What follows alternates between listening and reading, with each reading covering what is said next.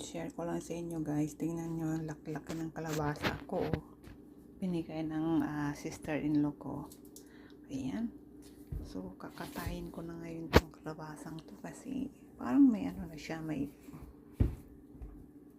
ayan, parang masisira na din. Kailangan na natin siyang lutuin. Ayan, so magbibig tayo ng squash at this time guys. So, hindi ko siya mauubos. Ipasok ko na lang sa rep.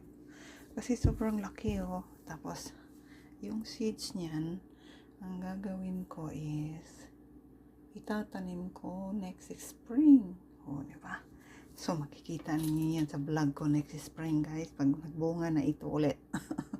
Ayan oh. Nakakatuwa lang siya tingnan.